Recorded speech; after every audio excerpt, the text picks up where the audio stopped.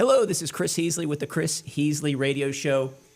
And on today's show, we will be talking about everything involving redistricting, the hot issue in not only in Fort Bend County, but in the state of Texas, now receiving national attention, is the redistricting of the state of Texas. And redistricting is a hot topic at the state level, but for those who don't know, it has been a hot topic at the local level too in Fort Bend County. It has been a rigmarole of an issue at Fort Bend County where things have been redistricted and now it's being proposed to be put back to its old status or something of that sort. And now this is happening at the national level, at the federal level as well, which will affect congressional races. So we're going to talk about everything redistricting at the local level, at the state level, at the federal level. And on today's show, we have two men who are well qualified to talk about this issue. Two men that are going to give you all of the details about this issue. You'll have a good understanding of it when we're done. And these two men have made considerable contributions to the well-being of Fort Bend County. And so for those of you that don't know, Fort Bend County has been a tumultuous county for the past 10 years. What's happened over the past 10 years has been a fight, left versus right, over the future of Fort Bend County. And the two men in our studio today are two men who were fighting to keep the traditions, the legacy, the historical nature of Fort Bend, that spirit of Texas, that spirit of freedom. They were fighting to retain our individual rights in Fort Bend County, and they made considerable contributions to that measure. And so we appreciate them. They're going to talk today. And one of those men is Texas State Rep Matt Morgan. And Texas State Rep Matt Morgan, before he was Texas State Rep Matt Morgan, he was everyday individual Joe Citizen Matt Morgan. He was small business owner Matt Morgan. And what happened is he had seen enough. You see, at that time, our Republican Party at the state level had largely been taken over by a corporate agenda. They were not going there to push for the rights of the citizens. They were pushing for the rights of the corporations, the interests of the corporations. And the people of Fort Bend had had enough. There was a group called the Dirty Dozen, which was the central core, about 12 men in our Republican House that were fighting for the corporatist agenda. And one of them was our own state rep, J.C. Jeton. And he was representing Fort Bend County, and he was a household name. He was an establishment figure. He was well-funded. He was well-backed, and he was well-situated in Fort Bend County. He was a rock. He was not going to be moved. And what had happened is the people of Fort Bend grew resentment over this corporate agenda, and finally Matt had had enough, and he threw his name in the hat, his name in the ring to take on J.C. Jeton, a David versus Goliath decision. I would say even at the time, many said it was a foolhardy decision. But he did it. He did it. And when he did that, J.C. Jeton brought all the guns. He brought the corporate media. He brought Rick Perry into town. He brought a budget that was more than double what Matt could muster up. So while Matt was out there trying to gain $20 donations, J.C. was double, tripling that. It was easy business, right? Well, what Matt Morgan did is he did something that's grassroots level. And what he did is he went around the county and he told his story and he told his reason why he was running. And he shook the hand of every county resident twice in Fort Bend County. And he also got a team of patriots behind him, parents, citizens, fighting for the rights of the citizens. And they overtook the cabal, the establishment in Fort Bend County. They defeated J.C. Jeton. It was an incredible moment in Fort Bend County's history, a part of Fort Bend's history that will go down in the lifelong history of Fort Bend. And since that time, Matt has implemented an agenda that is restoring rights to the citizens, the agenda that we need, and that's Matt Morgan. But on a personal note, I have to tell another story about Matt Morgan because he did something considerable to me. I'm so appreciative for what he did. I have a good friend in my neighborhood, a neighbor in Meadows Place named Raul. Raul is a good man. He's a father, and he's a patriot, and he's an HPD officer. And so I've been an activist for some time. Whenever I come across Raul, he always pats me on the back, thanks me for what I'm doing. He loves the country. Raul was at a youth baseball game that Matt was attending, and Raul had a double-blocked heart attack. Went down for the count. Lights out. Game over.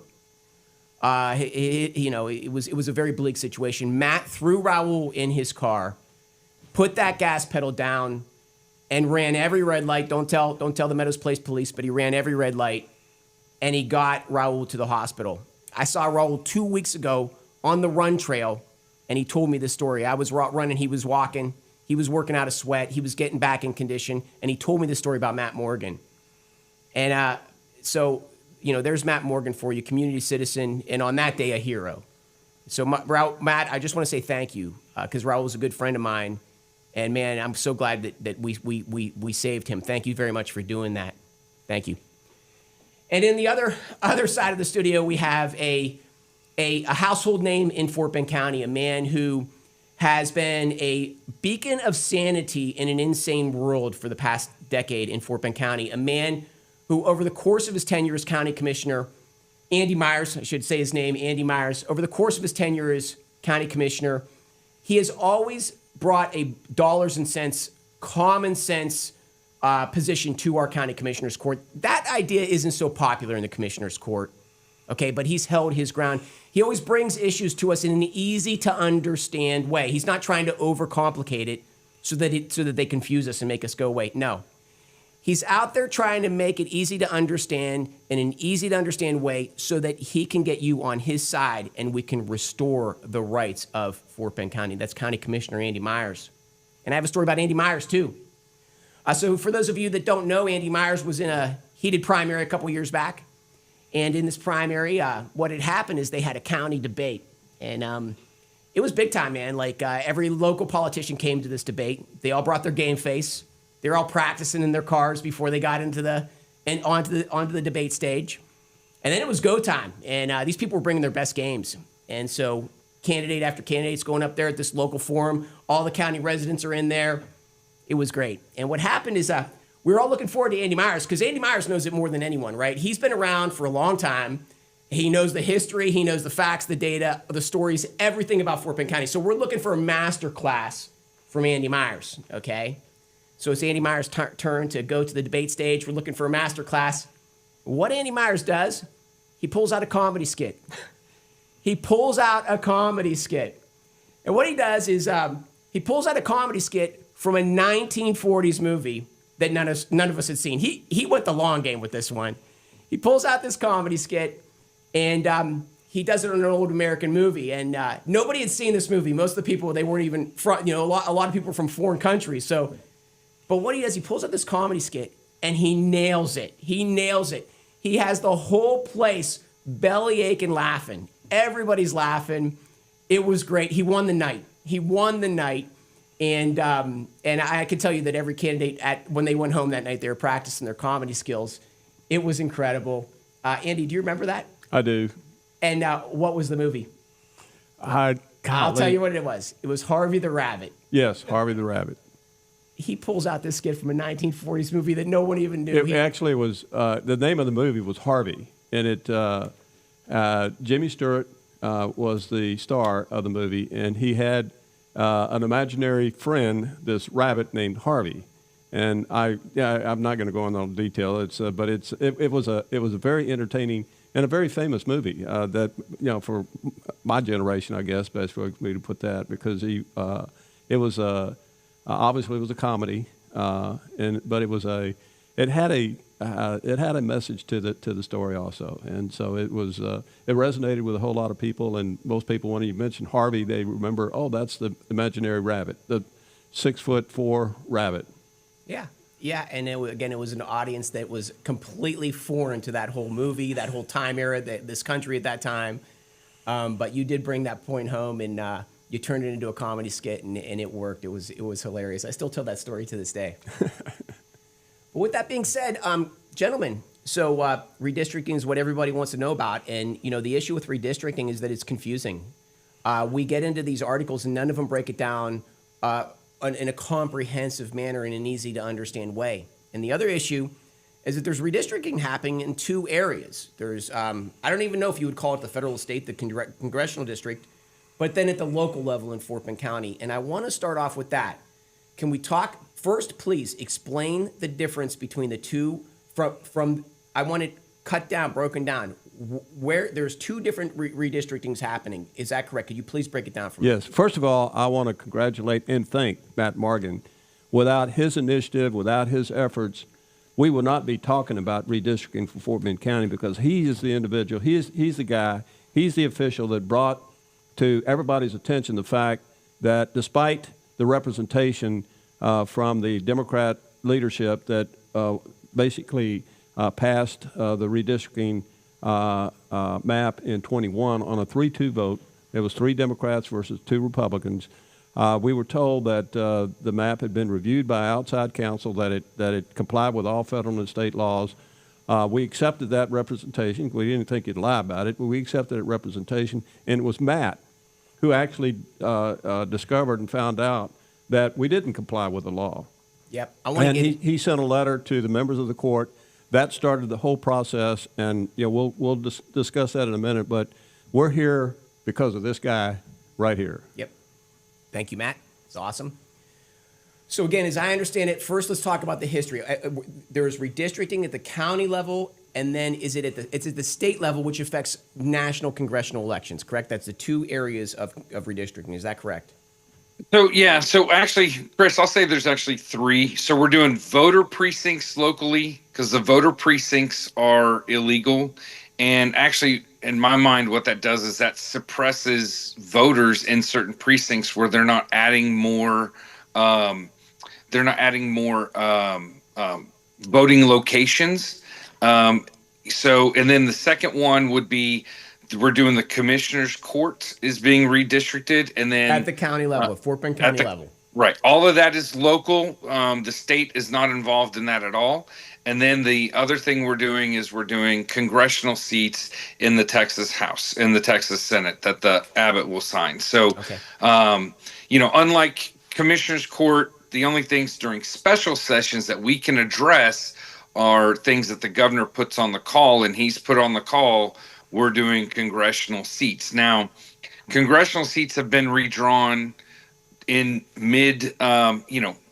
without a census over and over and over again. In fact, the Democrats used to do it often in the 70s and the 80s when they controlled the Texas House. So it's kind of funny that, they're very upset about that now when that was a norm for the course, back when they were in control of the Texas House. Yeah, so. I think everybody sees the hypocrisy. It's laughable at this point. I want to keep first, though, I want to keep this conversation on the local level to start out the conversation. So can we start there? Tell us what this is, precincts level and then counties commission.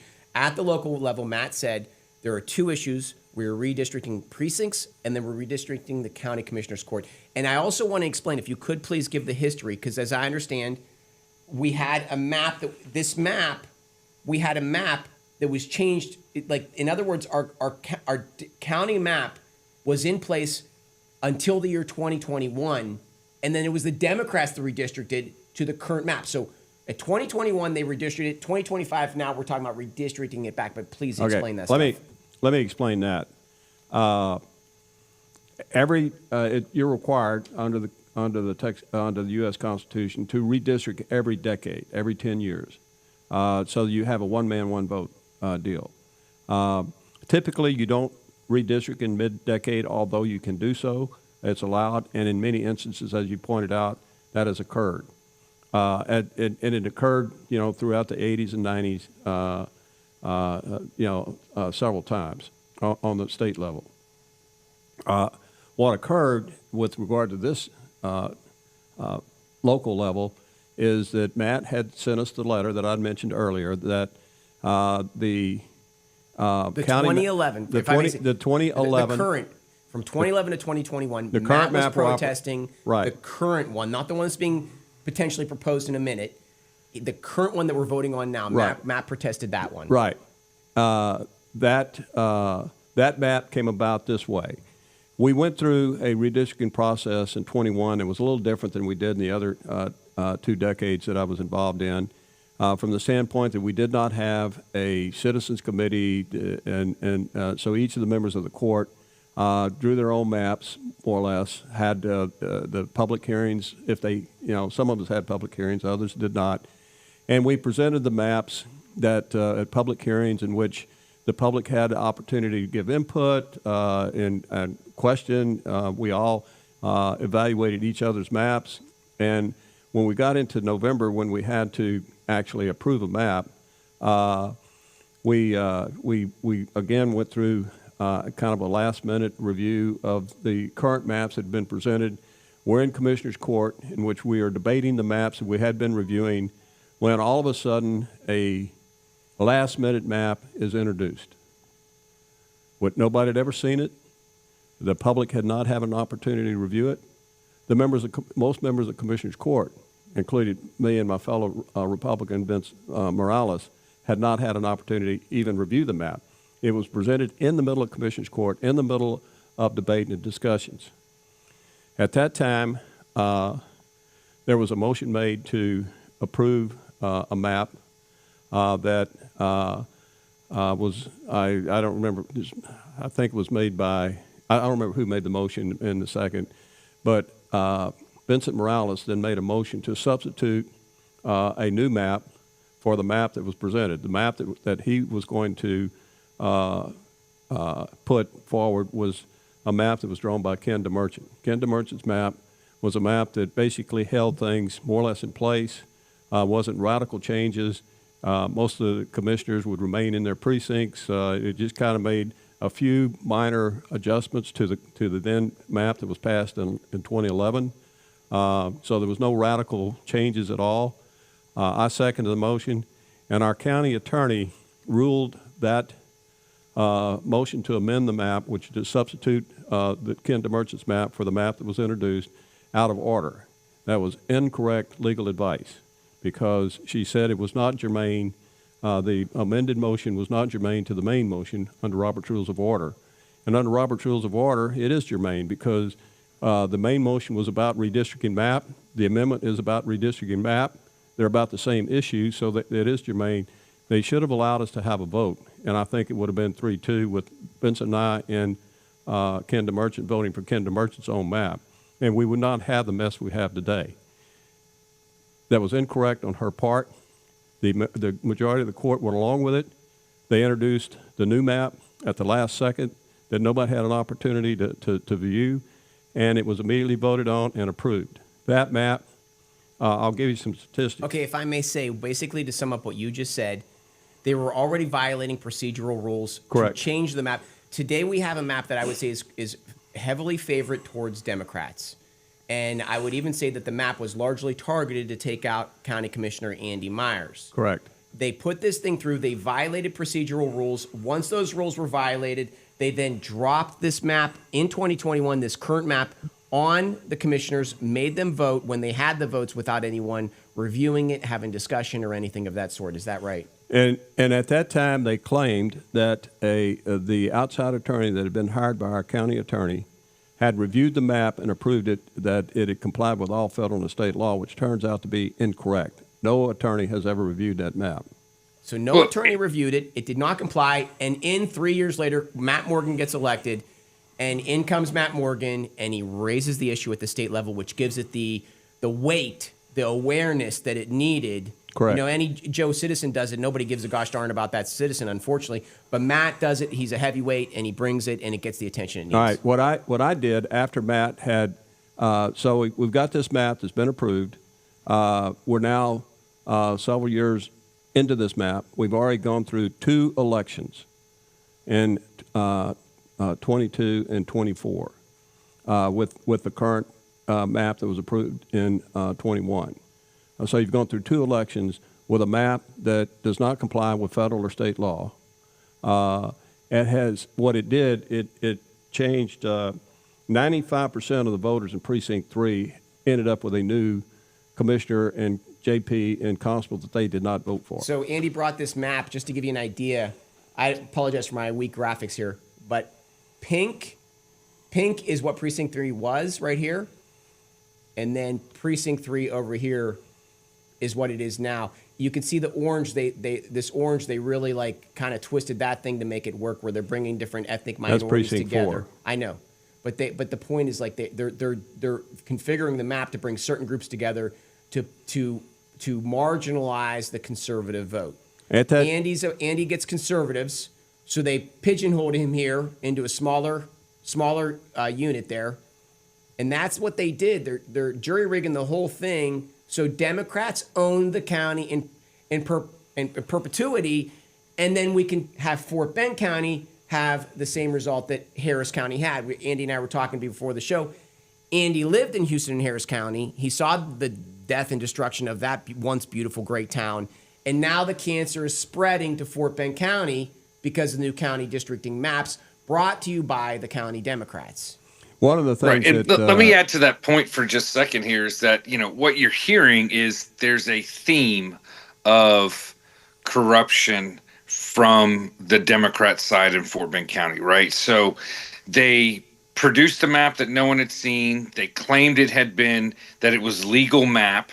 It's clearly not legal. In fact, the letter I sent to the commissioner's court said 21%, so a fifth of the county, they were breaking the law on a fifth of the county precincts in Fort Bend County, right? So that's a huge number. And then, they drew it in the dark of night. They showed up at one point in time, and the county attorney, who is supposed to represent the entire commissioner's court and give good legal advice, apparently doesn't understand the Robert's Rules of Order and doesn't understand that that's germane. I mean, anyone that has spent any time in a debate class actually would understand that, the Kenda Merchant map, the substitution request motion by Vincent Morales was 100% germane. And so, we drew it in the dark of night. We did this, we put it in at the last second, and we have this ruling. Like, it was all set up and planned ahead of time. And I'm sure it probably was. And I'm sure there was discussions. Yes, 100%. The key issue in this is when, in the middle of this debate and approving the current map that we have, the county judge made the statement that 3 of the precincts were drawn on the basis of race. He stated it several times. He has subsequently stated that he was not aware that drawing a redistricting map on the basis of race was not legal under federal Constitution and Supreme Court decisions. He said, I wasn't aware that nobody told me that it was illegal. That's the crux on which we are redistricting today. After Matt had sent us the letter and I started looking at it, I then tried to hire an attorney to basically give me advice with regard to whether or not the map complied with all statutes, both federal and state, because Matt pointed out that it violated the state laws with regard to the number of registered voters per voting precinct. However, I wanted to make certain that it complied with both state and federal law with regard to redistricting for, we'll call it commissioners' precincts, but the JPs and the constables also follow the commissioners. So it's a commissioners as well as the JP and the constables' precincts that we're talking about. So it affects 3 elected officials in each of the 4 precincts. In some cases 4, because there are a couple of them that have 2 JPs. Real quick, it affects the JPs, the commissioners, and who's the third one? The constables. So I went through a series of them. I finally ended up with an attorney by the name of Tony McDonald. I'd tried to get Joe Nixon. I knew Joe Nixon from the time when he was in the legislature. I knew he was an attorney who specialized in redistricting. He basically been handling Tarrant County's redistricting issues that they have. He was so busy with Tarrant County, he said, I can't help you, but here's a guy you can contact. I did contact him. He's the one that brought it to my attention that under the minutes of the meeting where he pointed out that that K.P. George, our county judge at the time, well, he's still a county judge, but he was at that time a Democrat, stated specifically that the map was drawn on the basis of race. And he pointed out that you can't use, unless you're required to, under the Voting Rights Act, to use race, which we're not, Fort Bend County is not required to do so, you absolutely cannot use race as a basis for redrawing the lines. So consequently, the map that was drawn, the map that was approved, is an illegal map. It doesn't comply with either state or federal laws. It still doesn't comply with it. We haven't corrected them yet. So we started the process of trying to correct an illegal map to the point that it does comply with both federal and state law. That's where we're at today. And I think it's important for the voters to understand, or the listeners, to understand, Andy, who actually drew that map. We know who drew the map. Well, I've been told, I was told by K.P. George and a couple of members of staff that Dexter McCoy, who was K.P. George's chief of staff at the time, drew the map. He ran for office at Precinct 4 Commissioner. He got elected in Precinct 4. At this point, recently, up until very recently, Dexter didn't have any comments about it, but now he's adamant about the fact that he did not draw the map. I've asked for two things. One, I was told that outside legal counsel had reviewed the map and had came to the conclusion it complied with the law. I have asked for a copy of the document that says that. I've yet to get it. Yeah, because it doesn't exist. Yeah, and the other thing is, I said, well, if Dexter McCoy is the individual who delivered the map to Commissioner's Court at the last minute. He's the guy that walked into the Commissioner's Court with the map in his hand and delivered it to all 5 members of the court. So my deal is, if Dexter McCoy didn't draw the map, who drew it? I have not gotten an answer to that question. Yeah, I mean, like, one of the things that I sort of personally identified early on is that they have these whiteboard meetings where they construct they have the goal they want, the outcome they want. Then they construct the events that they need. They construct drama, theatrics, and then they get their intended outcome. I think that's a constant thing that they do. Well, the thing that they keep saying is that, there's a memo. Actually, it's an email from the law firm that Fort Bend County had engaged Allison Bass out of Austin to advise us. Our county attorney hired a firm by the name of Brazil Dunn, who's located here in Fort Bend County. So I asked, we had 2 law firms. Okay, I'm trying to find out which of these law firms actually were the ones that were, that were intimately involved in this redistricting process. So I asked our auditor give me the invoices from both of these and let me see. One of them has 0 hours with regard to providing legal advice. The other has over 90 hours. So the firm that the Fort Bend County hired, Allison Bass out of Austin, has 0. The firm that our county attorney engaged has over 90 hours. So obviously it was the firm that the county attorney hired that was the one that was overseeing providing advice, et cetera, to make certain that we met all the federal and state statutes. Over 90 hours. I've yet to see any report, any memorandum, any legal document that says Brazil Dunn reviewed the map and had come to the conclusion we met all the federal and state requirements as was represented in Commissioner's Court on November the 5th when we adopted the plan. Nothing so far. I've asked for the documents. I've gotten nothing. So, Andy, I'll make this offer to you here. If you have trouble getting those and you need if you feel like you need my assistance and helping the state put pressure to make sure that you get the documents as the commissioner that you're entitled to receive and get, happy to help you in any way we can. So, and I appreciate that. At the end of the day, I'm a county commissioner. I'm that's right. Supposed to be. I'm their client. Okay, I'm both the county attorneys as well as Brazil Dunn and Allison Bass's client. I'm their client. And they owe their client the responsibility of providing all the documentation. And neither law firm will give it up to you? I'm sorry? Neither law firm will give it to you? Well, Allison Bass says they don't have one because they didn't review it. They told me specifically, I talked to Jim Allison, the senior partner of the firm. He said, I was given the map at the last second and only had enough time to verify that we were within what they call the population variance. You can't be more than plus or minus numbers of residents in each of the precincts. So you have a population variance of no more than plus or minus 5%.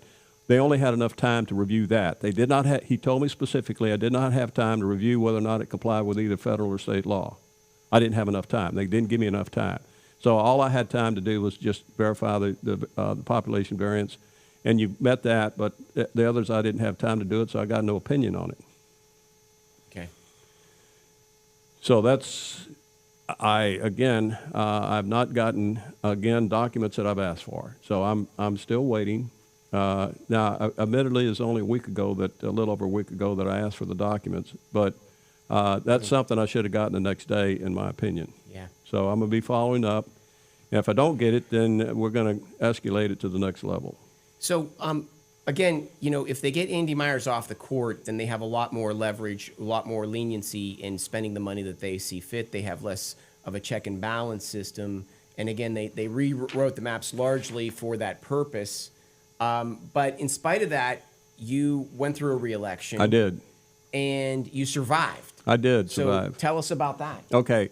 The precinct 3 is currently essentially a 56% Democrat precinct. The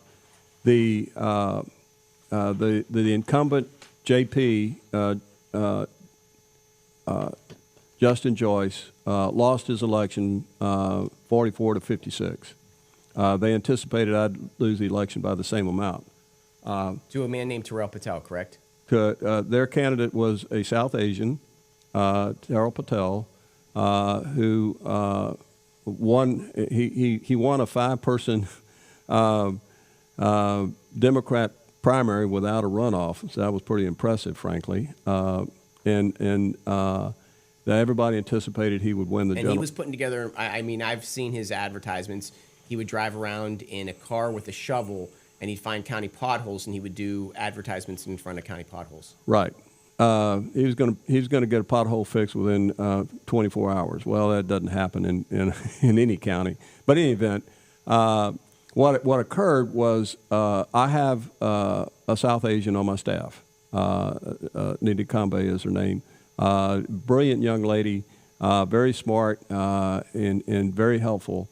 Well connected in her community. She helped put together just about all their cultural events, and so she helped me get even more inroads. Although I'd been building my own inroads into the community, she was a very big help. And sometime in September of I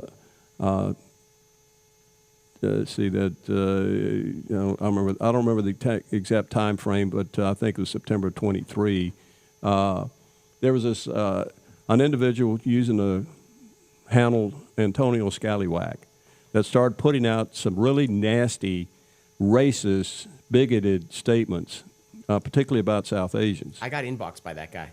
Yeah, and so my South Asian community, began to express some concerns about this because there were very nasty comments about them, and then Antonio Scallywag started attacking my employee, my South Asian employee, my Indian American employee, and both of those things were over the top for me. That's not acceptable to me at all. So I went to the district attorney's office and I said, "Look, I want to file a complaint, and all I want to do is find out who this guy is, and we want his identity. Once we get his true identity, he'll stop all of this. He'll quit all these racist statements that he's been making." And so I said, "What is it going to take?" And Brian Milton says, I need probable cause.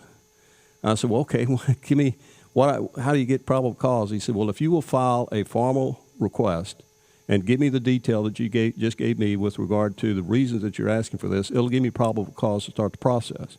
So I said, "Fine." Because being ignorant isn't breaking the law. Right. So I said, "Fine, I'll do that," and I did. So he started the investigation, and then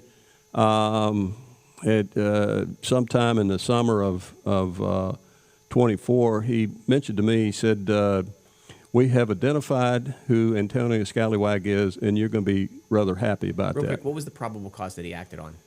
My request to do an investigation based on the fact that they were attacking my constituents in my precinct and on the fact that they were attacking my employee. So that was a probable cause, my written request for him to start the investigation. So in June 12th of 24, we'll get the big announcement they've arrested Antonio Scallywag, a.k.a. Terrell Patel, and it went downhill from him. He ended up with 9 criminal indictments. Excuse me. 4 of them were felonies. 5 of them were misdemeanors. And he ended up pleading guilty to a couple of the misdemeanors that got him, he avoided jail time. He avoided a conviction on a felony, which would prevent him from running for office in Texas and prevent him from doing a lot of other things, getting professional licenses and things of this nature. So he pled out and pled guilty to the actions that he take. And so that's kind of how, obviously, from the standpoint that he had all these indictments, I obviously made that one of the issues. I mean, you don't want somebody who does these kind of things as your county commissioner, I don't think. And the great majority of the people, 60% of the people agreed with me. So 60% of the voters did anyway. Yeah. So Well, he go ahead, please, Matt. Mm-hmm. Yeah, and so it just, to me, it's a theme, right? So, we had, middle of the night meetings for maps. We have, a consensus of somebody who clearly should know Robert's Rules of Order and understand what is germane and not germane, and making a big goof about that, I guess, if you will, or purposely misleading the commissioner's court, right? I don't know which it is, but that's a possibility, and then we have other, so it's just in Fort Bend County, unfortunately, the Democrat Party is full of corrupt individuals that continue to, attack and try and mislead and and lie to the people and the voters and the constituents that they represent. Fort Bend County is one of the fastest growing counties in the country. It's pivotal in Texas elections. And what we see is conspiracies to essentially overtake this county, to attain domain over it. And I mean, we've had more than enough examples on this, in this short talk that we've had so far.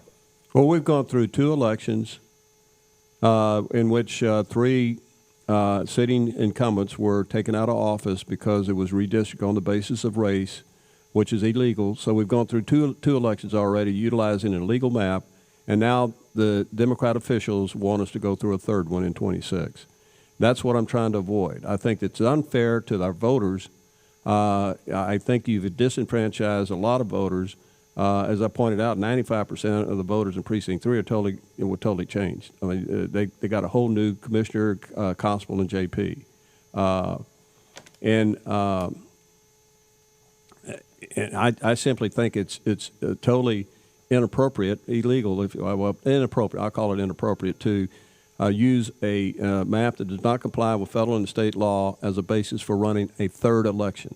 I'm trying to avoid that. That's the reason I've started this process, to fix a problem that we have, and I'm appalled, frankly, that we have so many people who think that it's perfectly okay because the Democrats more or less have kind of carved out an advantage for themselves with essentially utilizing race to create 3 precincts that favor the Democrats. I'm trying to balance things out. I'm trying to make things fair as I can to the voters, make certain that they're all, are fairly represented. I'm trying to keep, to the extent I can, the cities within one commissioner precinct. It gets kind of difficult whenever they're split. I'm trying to do all the things that you're supposed to do under federal and state law, either from the standpoint of it being legal, or one from the standpoint of this is a typical procedure that you should comply with. Well, Andy, I mean, again, I started this thing out saying your contributions to the county because you exposed this agenda to such an extent with that meeting with the district attorney, but then that led to the upheaval of the KP George reign over Fort Bend County. This guy was their MVP, their star player, and he was like Teflon Don in the elections. And because of your initiating this investigation, it led to him going down too, or he's on the way down, right? Well, he's been charged with some misdemeanors and some felonies because the investigation into Terrell Patel discovered that KP was Correct. doing the same thing. What they discovered is that there was a nexus between Terrell Patel, who was KP's chief of staff also at one time, and KP. And in his 2022 reelection effort, in which basically they kind of did the same thing. Antonio Scallywag kind of did the same thing in favor and to help KP and his reelection. And so they made a connection between KP and Terrell Patel on that basis. So KP was having Terrell Patel use Antonio Scallywag to for his political benefit as well. Well, I think that it was more Terrell Patel's suggestion, and KP kind of went along with it. Well, I mean, that's the same thing, right? I mean, you can say no. You're a professional. Well, you're the true, chief executive. you can, but I think it was Terrell Patel leading KP more than KP leading Terrell Patel. He did go along with it. That's obvious. But when I talked to the DA's people who are doing the investigation, they said that this for Terrell Patel, this goes back to his days when he was at University of Texas. He was a college kid when he started this activity. So it's a long history with him. Okay, so let's talk about the state of the new county map that is not even yet proposed, but potentially will be proposed in Fort Bend County. Okay, what we did is the majority of the court, 3-2, we have done two things. We have engaged a firm that Rogers Morris and Rogers Morris firm, a law firm that basically handles school districts and cities to a large extent. They are a local firm. They're using the University of Houston's demographic operation for the demographics efforts that you have to go through on a redistricting of this nature. In addition, the court created a citizens redistricting committee in which we have each member of the court can appoint 2 members to this committee. The 3 now Republicans, KP, switched parties in July of this year. And so the 3 Republicans have appointed their 2 members, so there's 6 members and the 2 Democrats have refused to do so far. So right now you have a committee of 6 that will be meeting to do 2 things. One, to make certain that the voter precincts are within the state requirements. And 2, to make certain that the commissioner, JP, and constable precincts meet federal and state requirements. So at the county level, the Democrats are doing the same thing. They're sourpuss. They're taking their ball. If they can't play their way, they take their ball and go home. Where KP George switched parties because he feels backstabbed by his own party, so he's switching parties to Republicans. It's not necessarily that he's being accepted. I would say he's not.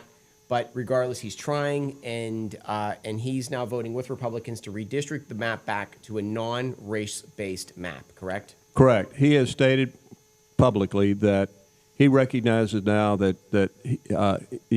what he did was not right, that we approved a map, that he said I was misinformed. I was informed that all of these things that I told everybody, I was told. I was told that the law firm had reviewed the map, and now it appears there's no evidence that he did.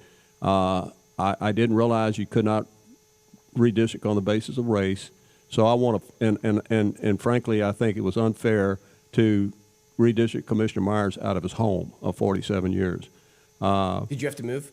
I did. I had to move. A couple of weeks ago, they moved me back into my home, so I'm back in my house. But one of the things, they made a big issue out of the fact that, Commissioner Meyers, in redistricting, you showed a redistricting map that had you in Katy. And I said, yes. My wife had a terminal illness, and she wanted to try to spend her last days next to her grandkids who live in Katy. So I purposely redistricted myself into Katy. I was going to move into Katy and move her there as close to our grandkids as we could, so that she would have her last memories with her grandkids and they would have last memories with her. Well, the Democrats redistricted me out of Katy, so I told my wife, I said, look, honey, I've been at this a long time. I'm kind of old guy. I'll simply retire and resign and move you up there. And she said, absolutely not. That's what they want you to do. They're trying to force you out of office. They're trying to force you to resign and to give up. Said the last thing you do is give up, and the thing you better do is you better run for re-election in 24. She died in January of 23, so they don't have her around anymore. Unfortunately, we had 56 years together, a long time, 3 kids. We raised most of those kids in the home that we lived in. We lived there for 47 years. now in June of this coming year, I'll be there 50 years in that house. That's a beautiful story, Andy. Right. And so that is unprecedented action on the part of the Democrats on the court to redistrict a sitting commissioner out of his home. That has never occurred for any sitting county commissioner in the state of Texas ever. So the reason we're here today is because Matt Morgan threw a stake down in the ground and said no more, and he brought light to this issue. Is Absolutely. All the credit goes to Matt. I'm going to give 100% credit to Matt Morgan because without his actions, we would not be here today.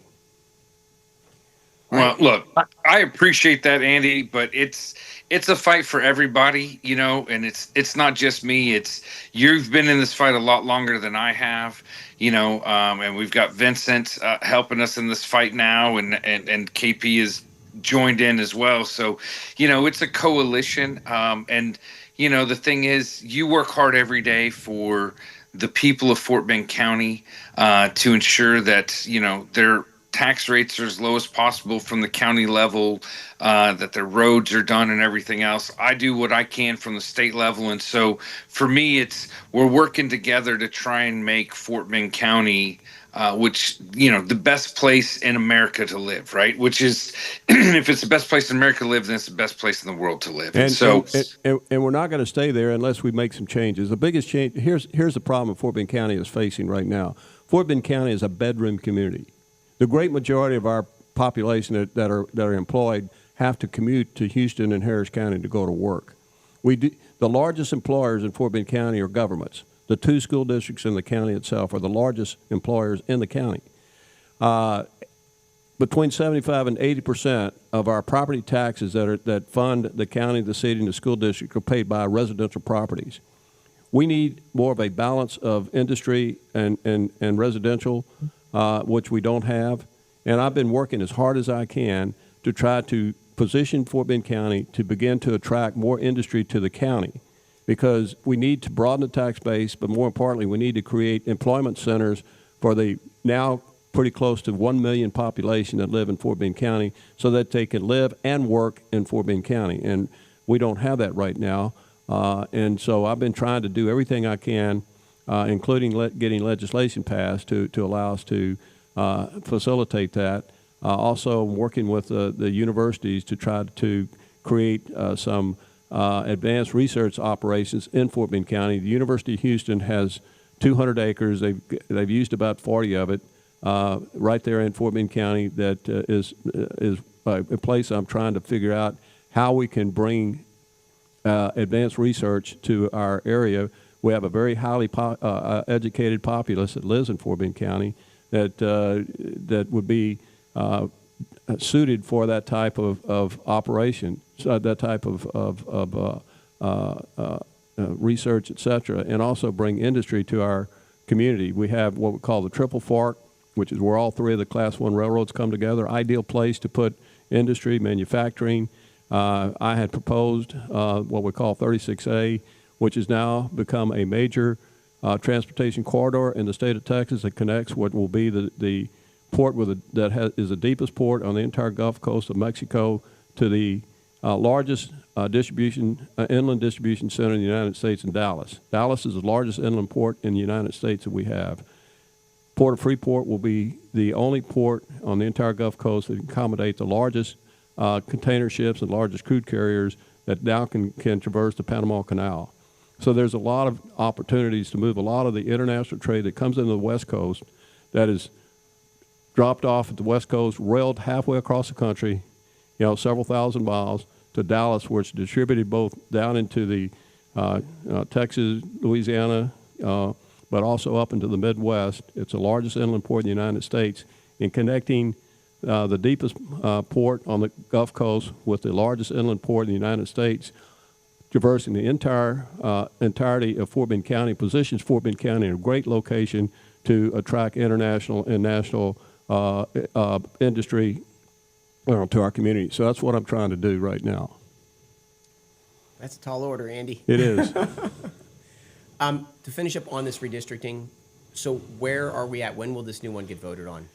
Well, we have a committee that's formed. Each of us have appointed people. We have several criteria that we're trying to make. We're trying to obviously honor the political subdivision boundaries. In other words, try to keep the cities together to the extent we can. It's not going to be totally possible because Vincent actually lives in Rosenberg. His precinct is up in Katy Fulsher. So obviously we can't keep all of Rosenberg in one precinct because Vincent lives there, and we have to, obviously we got to make certain we keep him in office. And so you got to redistrict in a way that you're going to take part of Rosenberg and put it in precinct 1. You have a kind of same situation a little bit with one of the JPs. If you put all of precinct 2 along what we call the Harris County, Fort Bend County line, from the top to the bottom, you end up with 3 JPs in one precinct, and that's not going to work. So we have to redistrict one of the JPs back into precinct 2 or actually precinct 4, because precinct 4 will have no JPs and you'll have 3 of them. And so there's some things that you've got to make certain you comply with. What I'm trying to do is make certain we first of all comply with federal and state law. So and we're trying to come up with a situation where we have an opportunity to the Republicans have a reasonable opportunity to win precinct 4. It will likely be we'll probably have 3 and 2 be a nominal, 3 being a nominal Republican, 4 being a nominal Democrat, but 1 in which there's an opportunity for a switch there. Now, that's not hard and fast. Obviously, the redistricting committee can come up with their recommendation, whatever it's going to be. There's a lot of different discussions about how to structure that. I know our party chair would like to see 3 Republican precincts. Don't know if you can make it. I haven't looked at it in detail enough to know whether or not we could make that happen and comply with all the other requirements that you're putting down. But I know that at least you can have one where you have a solid Republican, a solid Democrat, and then 2, one of them that leans Democrat, one of them leans Republican precincts. So that's where I think we will probably end up, although it's not set in stone, obviously, and it can go the other way. Okay, there you go. So we have about 10 minutes left, and ask Matt. Matt, can you give us an update? Tell us what's going on redistricting at the state level that will affect congressional races. Give us that explanation, the update, everything. Sure. So at the state level, like I said earlier on the call, which is basically a special session, the governor puts a list of items that we're to address. One of those is congressional redistricting. We're not redrawing our maps. We're not redrawing local maps. We're redrawing maps for who your congressman may or may not be. For the most part, those maps, most people are keeping their exact same congressperson with a few changes.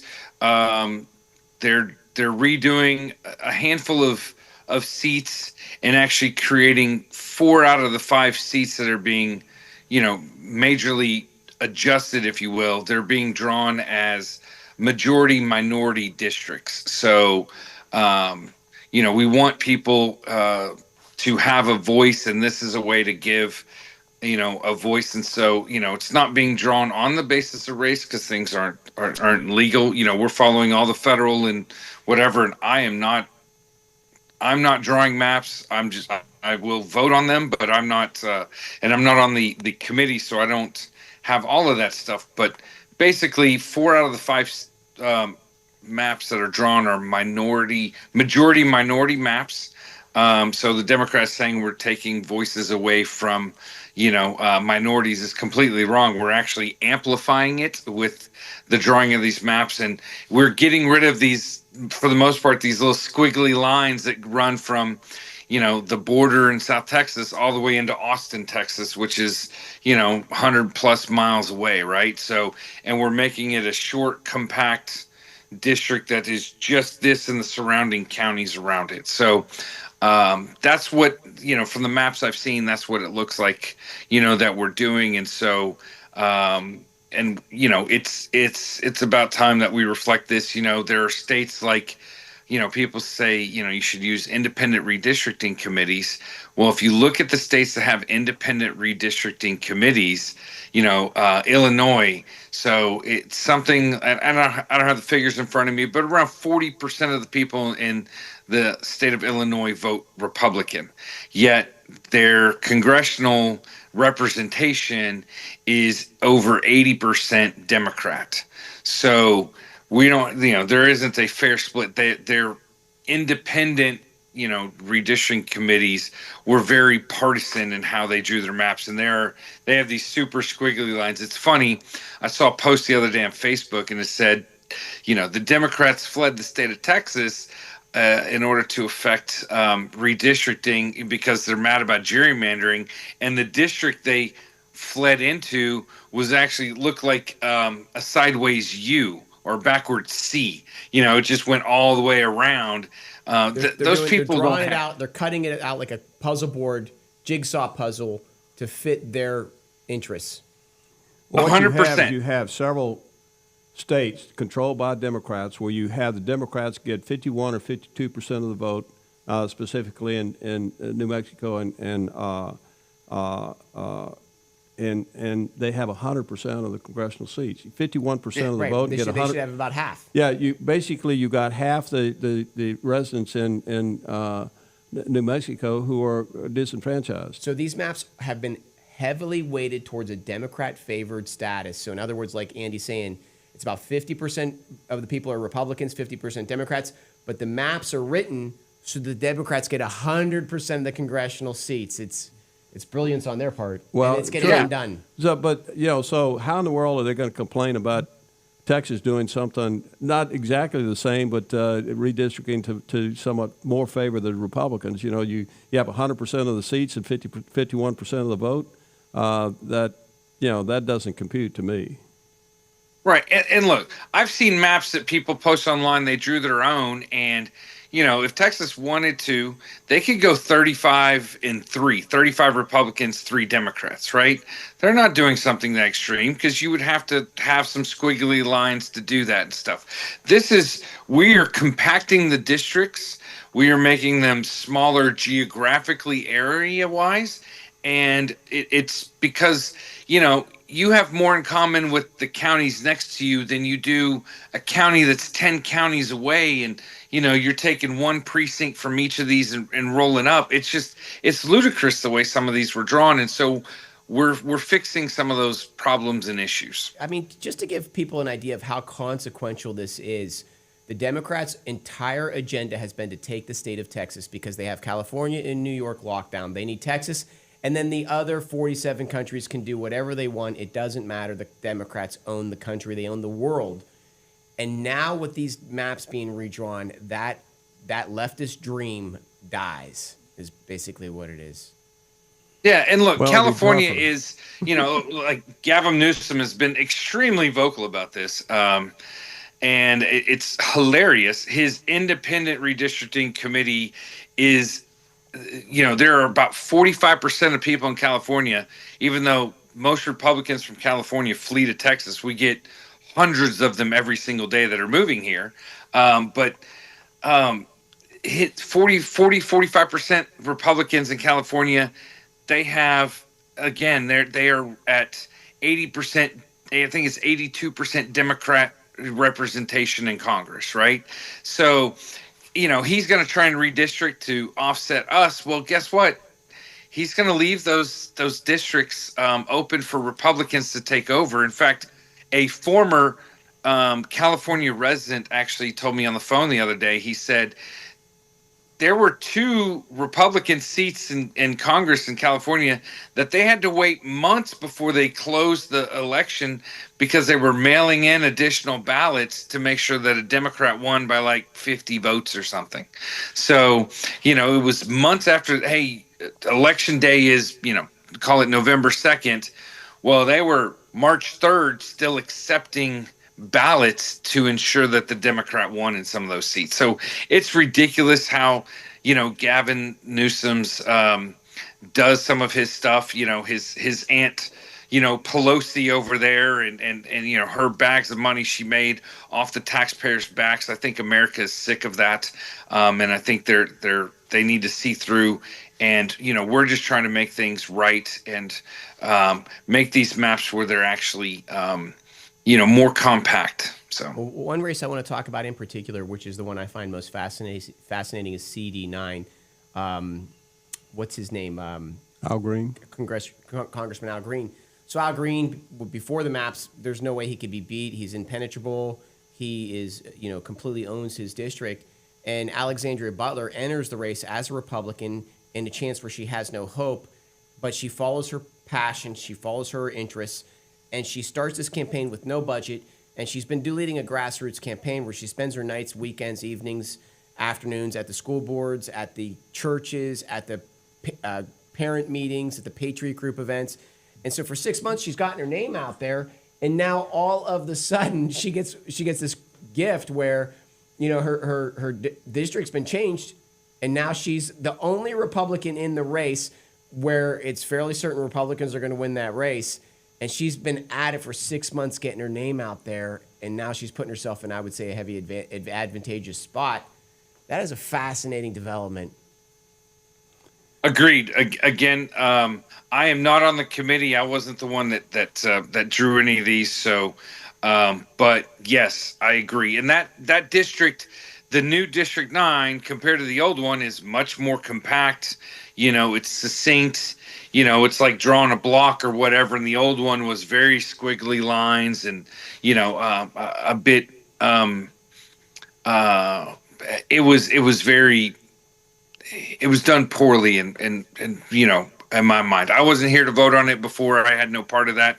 The last time these maps were drawn in 2021, I wasn't in office, but I think it's important that we do that. We keep communities together as best we can. So I am excited for her that she's in that race. I'm excited that we're going to get Republican representation in CD9. I think that'll be, fantastic for the people of Texas and of that community.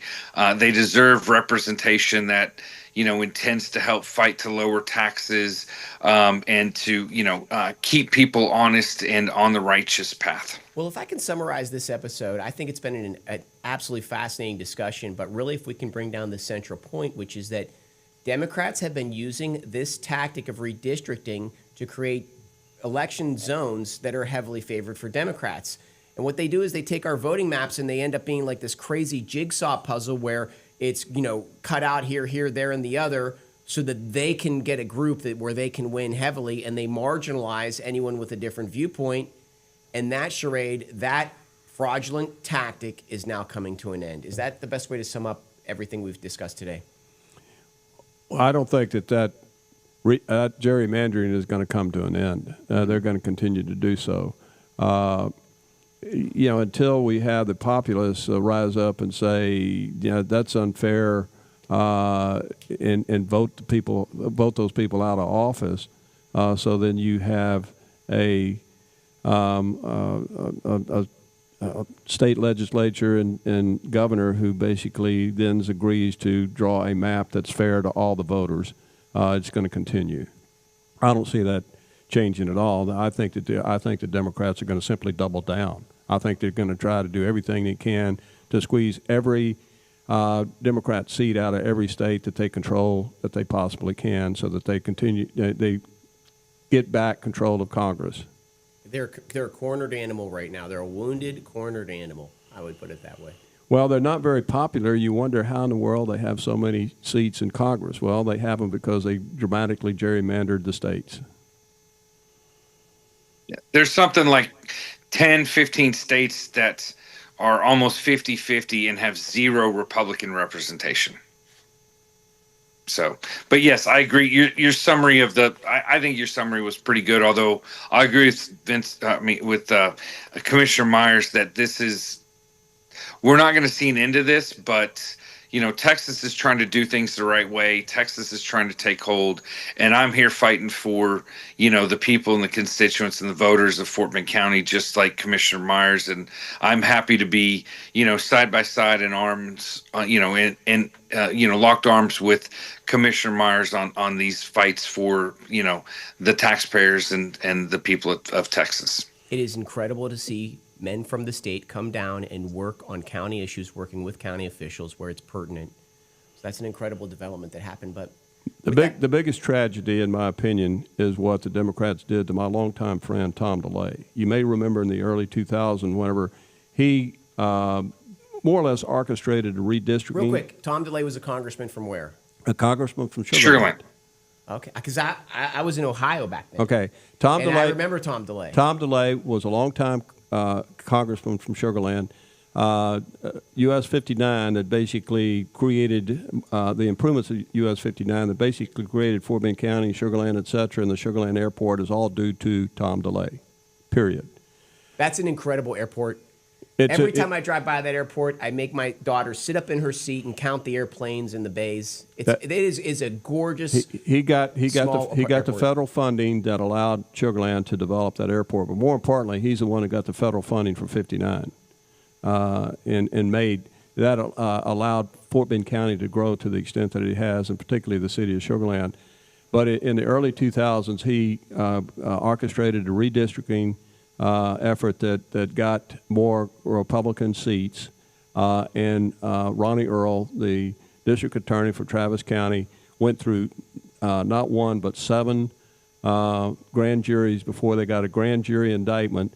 The jury in Travis County, who's not going to convict a Democrat or acquit a Republican, convicted him. He lost his seat. And after many years, the appellate courts overturned the conviction because they said, he didn't violate any true law. But in the meantime, they totally destroyed his political career. And Who was this again? I'm sorry. Who are we talking about right now? Tom DeLay. Talking about Tom DeLay. Uh-huh. And the district attorney who prosecuted him was a guy by the name of Ronnie Earl, who was a district attorney for Travis County. At those years, anything that had to do with the state of Texas, because Travis County is where Austin, the state government is located. He has the authority. He had the authority at the time. I think they've changed that, but he had the authority at the time with regard to any prosecution statewide. So he could go in anybody's county because he was in Austin. He did because Tom DeLay was essentially in Fort Bend and Harris County. He covered mainly those two areas, so it wasn't even in Travis County. Had nothing to do with Travis County. What did he prosecute him for? He prosecuted him for basically money laundering. Essentially, he did the same thing that the Democrats did with regard to moving money around, which was legal. So he did exactly the same thing the Democrats had already done, but they convicted him anyway. And it was legal what he did. It was legal because his conviction was overturned. It was a kangaroo court. Was. It was the first example of lawfare, right? We talk about that now, but Tom DeLay was the first target of lawfare because he started out as a state rep, actually, right. And served in the Texas House. Then he became congressman for CD 22, and he was the majority whip there in Congress. And so the Democrats hated him, and they just kept plugging at it, like, Commissioner Meyers stated, until they finally found someone that said, yes, we can move forward. Or, they can move forward on something. So, very brief story about Tom DeLay. We at the time we were attending a fairly small church, Sugar Creek Baptist Church. It was now a fairly large church in Fort Bend County, and he was in our Sunday school class, and he stood up in class and said, "I'm going to run for the state house. It's a Democrat holds the seat, but I think I can win." And it was at that point that my wife told me we're going to get involved in politics. So that's the first time. This is 1978. It's the first time I got involved in politics. And then he ran in '84 for Congress. And again, we got involved in his campaign. He won in '84, became a congressman, obviously, first of '85. and eventually, as Matt pointed out, rose to the leadership. He was majority whip of the House. He was majority, second, third in the pecking order, so to speak, in the House of Representatives, and he was very effective. He was a very effective legislator. He's a very effective politician, which is the reason they took him out of office. Yep. And the reason they tried to target me, because I'm fairly effective also. Getting it, man. I'm just taking all these stories in. I'm sorry. Oh, I'm sorry. Well, that's it, guys. I mean, like, I don't know. I'm overwhelmed here with this Texas history. So, I'm originally an Ohio guy. I've been here for about 2 decades, and I guess I'm learning from the pros. Well, Tom's still I've in been the a county area. commissioner for almost 29 years now, so I've been doing it a while. Yeah.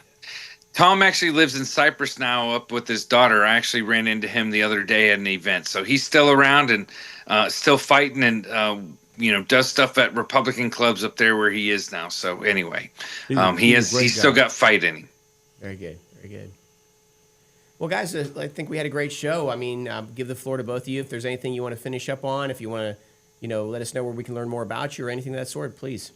As Matt said, this is a cooperative effort among the whole bunch of us. We're all trying to do the right thing and serve the people of Texas, and particularly the people of Fort Bend County. Both of us represent all of our constituents are in Fort Bend County. So obviously that's the county we're focused on, but we're also focused on the state as a whole. Because everything we do impacts not just our precinct, not just our representative district, but also the entire county, the entire state. And so we remain focused on not just making Fort Bend County the best place to live, but the state of Texas.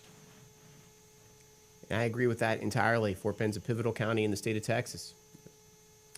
Matt, the floor is yours. Sure. Well, first, I'm honored to be on the show, and honored to be friends and call Commissioner Meyers and others my friend to help me in this fight. As you talked about at the beginning of your show, I was a grassroots candidate, and I'll correct your figures a little bit. I was outspent 10-1 at minimum, about 240 to 3 million. So, and we won. And so I will tell any fighter out there that, gets sick and tired of it.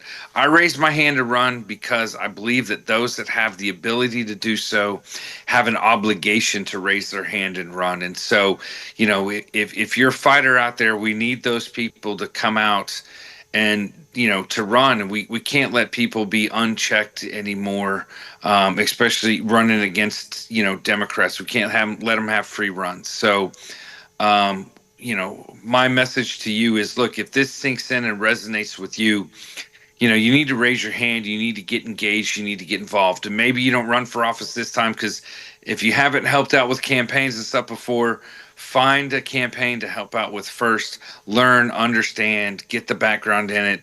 And then, look at where you can be engaged and be effective and be helpful. So, but we need more fighters out there. And, I implore you, anyone listening to this, to please jump in and get in the fight with us. We need your help and support. So thank you. Absolutely. Yep. And these are pivotal times. I totally agree with both of these men's message. Again, Chris Heasley show, this show, we've stayed focused on the local issues, and our entire premise is to get people more involved with this show. We'll bring you all the local content, all the local information, but there's an obligation that comes with this show, and the obligation is on you to get involved at the local level. We showed you just so many things that are happening right now that are pivotal for our children's future. So I think that message came through very well on the show. With that being said, I want to thank you, gentlemen, both. Well, thank you for the opportunity, Chris. Thank you, Andy Meyers, Fort Bend County Commissioner, Precinct 3. Thank you, Matt Morgan, Texas State Representative. All right, guys, and with that being said, we will see you next Saturday with one more hot topic. Have a great week.